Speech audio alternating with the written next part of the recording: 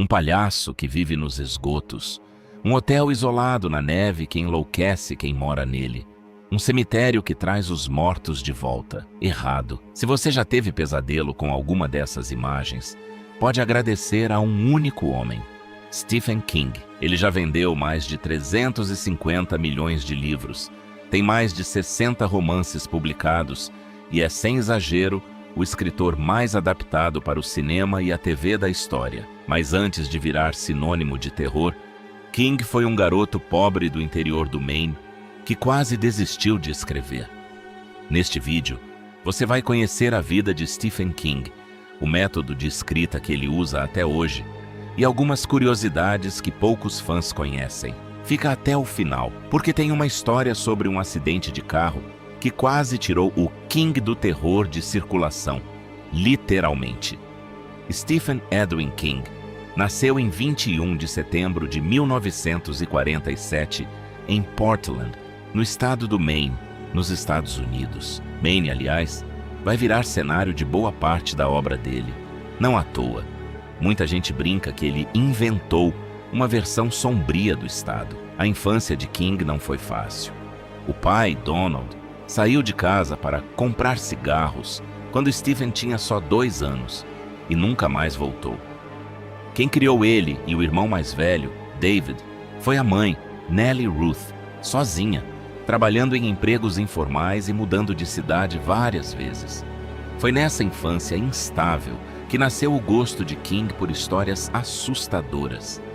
Ele conta que, quando criança, encontrou numa caixa antiga do pai uma coleção de contos de terror de H.P. Lovecraft, e aquilo mudou tudo. Também é dele a lembrança, um tanto controversa e nunca totalmente confirmada, de ter presenciado quando pequeno um amigo sendo atropelado por um trem. Um trauma que ele mesmo diz ter reprimido e que talvez explique a obsessão da obra dele com morte, infância e memória. King começou a escrever cedo. Ainda adolescente, criava fanzines caseiros e vendia histórias para os colegas. Estudou na Universidade do Maine, em Orono, onde se formou em inglês em 1970. E foi lá que conheceu Tabitha Spruce, colega de faculdade e também escritora, que se tornaria sua esposa e uma das pessoas mais importantes de sua carreira. Eles se casaram em 1971 e continuam juntos até hoje. Depois de formado, a vida não foi fácil. King trabalhou como professor substituto em lavanderias industriais e postos de gasolina, enquanto tentava emplacar contos em revistas. A família vivia com pouquíssimo dinheiro, em alguns momentos sem telefone em casa. A história de como Stephen King se tornou escritor profissional já virou quase uma lenda, e é real. No início dos anos 1970, ele começou a escrever um conto sobre uma adolescente rejeitada pelos colegas que descobre ter poderes telecinéticos. Ele odiou o que tinha escrito, amassou as páginas e jogou no lixo.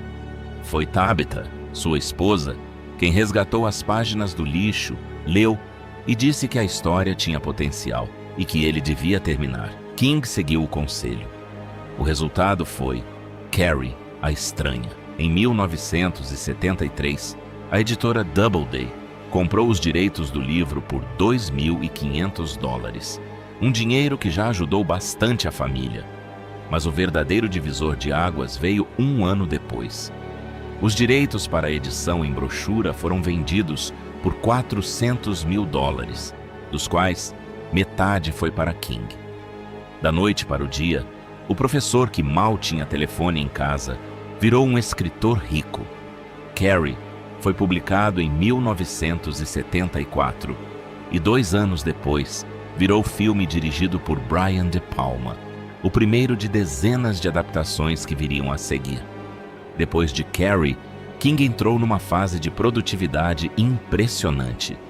Em poucos anos lançou Salem's Lot, 1975, O Iluminado, 1977, inspirado em parte numa estadia real no Stanley Hotel, no Colorado, e A Dança da Morte, 1978, um de seus romances mais ambiciosos. Mas o sucesso veio acompanhado de um problema sério: o alcoolismo e o vício em drogas, principalmente cocaína. King já falou abertamente sobre isso em entrevistas e no próprio livro Sobre a Escrita. Ele conta que, na década de 1980, escreveu alguns livros em estados alterados e que, em certos casos, nem se lembra direito do processo de criação. Foi só no final dessa década, por volta de 1987, com apoio da família, que ele conseguiu ficar sober e parar definitivamente. Apesar da turbulência pessoal, os anos 1980 foram uma máquina de sucessos. Christine, Cemitério Vivo, It, A Coisa, Misery. Muitos desses livros viraram best-sellers instantâneos e, na sequência, filmes ou séries.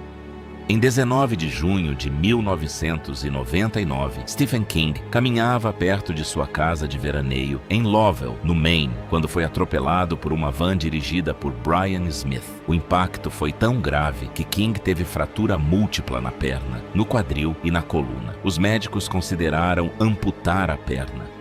Ele passou por várias cirurgias e meses de reabilitação dolorosa. Na época, ele estava terminando de escrever Sobre a Escrita, livro que muitos consideram o melhor guia de escrita já publicado por um autor de ficção. E o acidente quase o fez desistir de continuar escrevendo, tamanha a dor física. Curiosamente, anos depois, King incorporou elementos do próprio acidente à saga A Torre Negra, em que ele mesmo aparece como personagem e quase morre atropelado por uma van, uma referência direta ao que viveu. Essa é a parte que todo aspirante a escritor quer ouvir. Como Stephen King escreve tantos livros, com tanta consistência, há mais de 50 anos? A resposta está, em grande parte, no próprio livro Sobre a Escrita, de 2000, onde ele detalha sua rotina e filosofia. Alguns pontos centrais. Meta diária fixa. King escreve todos os dias, inclusive em feriados e no próprio aniversário, com uma meta de cerca de 2.000 palavras por dia. Ele só para quando bate essa meta, nem que sejam só algumas linhas a mais no fim da tarde. Rotina rígida. Ele costuma escrever pela manhã, sempre no mesmo horário, no mesmo lugar, ouvindo às vezes música alta de rock. A ideia é que a rotina ensina o cérebro a entrar em modo criativo automaticamente. Odeia esboços detalhados. Diferente de muitos autores que planejam a história inteira antes de escrever, King prefere partir de uma situação ou e se e deixar a trama se revelar enquanto escreve. Ele compara esse processo a escavar um fóssil. A história já existe enterrada, e o trabalho do escritor é desenterrá-la com cuidado, sem quebrar as partes. Odeia advérbios e voz passiva. Ele é bem categórico nisso. Considera advérbios como rapidamente, silenciosamente, uma muleta do escritor inseguro e defende uma prosa direta e enxuta. Leitura voraz. King lê entre 70 e 80 livros por ano, segundo ele mesmo já afirmou em entrevistas. Para ele, quem quer escrever bem precisa, antes de tudo, ler muito, inclusive livros ruins, para aprender o que não fazer. Primeiro rascunho na gaveta. Depois de terminar a primeira versão de um livro, ele costuma deixá-la de lado por algumas semanas antes de revisar, para conseguir reler o próprio texto com distância, quase como um leitor comum.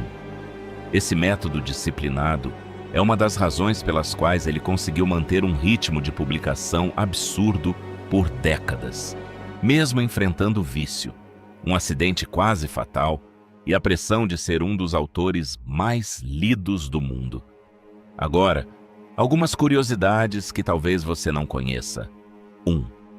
King usou o pseudônimo Richard Bachman nos anos 1970 e 80 para publicar livros sem que o mercado os associasse automaticamente ao nome King. Ele queria testar se o sucesso vinha da qualidade dos livros ou só da marca. O disfarce foi descoberto por um livreiro que percebeu semelhanças de estilo. 2. Ele já disse em entrevistas que odeia a adaptação de O Iluminado, feita por Stanley Kubrick em 1980, apesar de ser considerada uma obra-prima do cinema. Para King, o filme deixou o personagem Jack Torrance frio e insano desde o início, enquanto no livro ele é um homem comum que vai enlouquecendo aos poucos, o que, para o autor, torna a história mais trágica e assustadora. 3. Muitos dos seus livros se passam num estado fictício ou em cidades fictícias do Maine, como Derry e Castle Rock, que reaparecem em diversas histórias diferentes, criando conexões entre universos, algo parecido com o que a Marvel faz hoje no cinema. 4. King e o filho, Joe Hill, também escritor de sucesso, autor de Fogo do Céu e Chifres, mantiveram em segredo por anos que eram pai e filho, exatamente para que Joe construísse uma carreira sem ser comparado ao pai. 5. Ele tem um cameo ou faz uma participação especial em várias adaptações de seus próprios livros, geralmente em papéis pequenos, como um farmacêutico ou um taxista. 6.